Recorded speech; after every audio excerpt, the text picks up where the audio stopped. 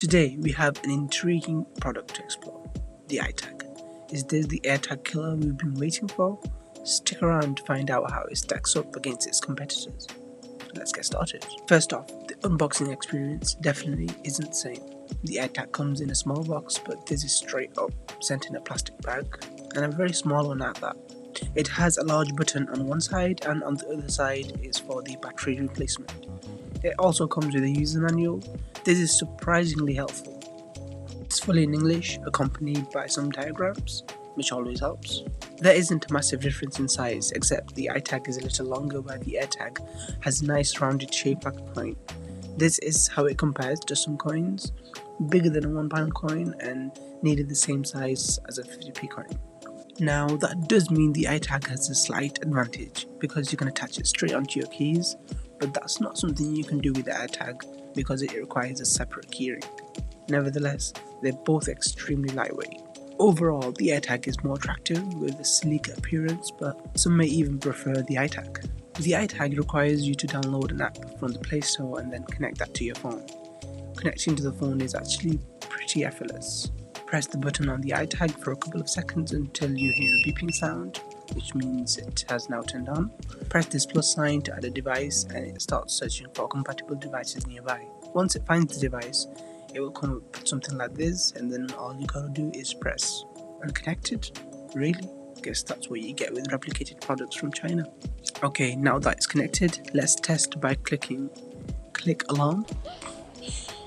Whoever designed this needs to be fired. Clicking the alarm, the iTag starts to beep, but clicking it on the iTag won't actually do anything. You'll have to go back into the app and press the click alarm again to make it stop. You can also find the device by double clicking the button on the iTag and your phone will ring as well as show a notification. Okay, that's that done. Let's talk about the app itself. I'm going to be brutally honest and say the app is ugly and outdated, with a dull design and an odd choice of colour. Let's explore other features of the app. You have the device page, of course, which is basically your connected devices, so you can have more than one if you like. I assume this could include other products that use the eye searching app. Next, you have the camera page, which launches the camera straight away, and the fun thing you can do is take pictures with the button on the iTag.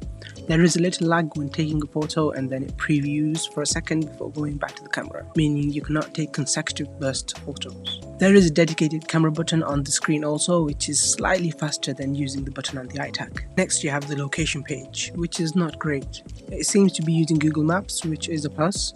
The red bookmark represents the marked target such as your home or office, and the blue dot represents the location of the iTag.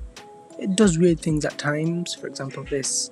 Now I'm actually in one location and the blue dot has wandered off in some streets farther away. Not sure what to think of that, but if you're using this, let's say for your backpack or maybe even your pet, this false movement is sure to give you a mini heart attack. This lost location button is kind of useless as well. I've used this for a couple of weeks and this is still empty. And then you have the settings page, which is kind of simple. You have a Wi-Fi do not disturb option. Not entirely sure what the Wi-Fi stands for here, but it's basically a do not disturb button.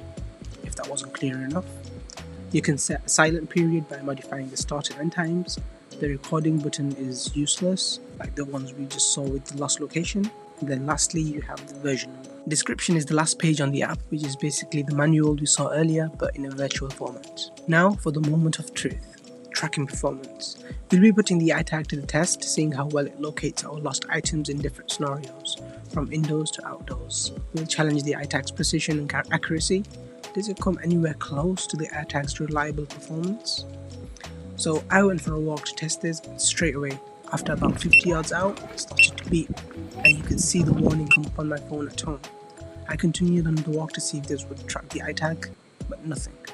It didn't track anything, which means if this was my pet or child, I'd have no idea where they were after the initial warning. I mean, for the price, I don't expect much, but still. It's quite misleading gadget, which definitely warrants testing before putting into actual practical use. So you can definitely use this, but only at home or in your office where you are around 30-40 yards from your actual target. It is no secret that lasting long is valued by everyone. So how does the iTag fare when it comes to battery life? Firstly, let's see how easy it is to replace the battery. Pretty easy. As you can see, you can use a butter knife or a coin and it is easily replaceable. It claims to last up to 6 months, and we're going to have to take their word for it, because I've not tested this for 6 months, but taking into consideration this is using the CR2032 battery, which is used in car keys and can often last up to 4 to 5 years, I'd say we're pretty safe on that end. Last but not least, let's discuss the price and overall value for money. If there's one aspect that can beat the AirTag in, it's the price. The iTag is around 7 times cheaper than the AirTag, coming in at around $4 a tag. There is definitely value for money because it can be used in your home, especially if you're someone who tends to lose their keys or wallet. Link in the description if you would like to purchase one for yourself. So is this the AirTag killer we've been searching for? Not quite. The iTag certainly has some impressive qualities and innovations that make it somewhat of a competitor. While it may not outshine the AirTag in most circumstances, it brings unique strengths to the table, especially for the price of around $4. If you enjoyed this review, smash that like button and subscribe for more content like this. Share your thoughts in the comments below. As always, thanks for watching, and I'll catch you in the next one. See ya!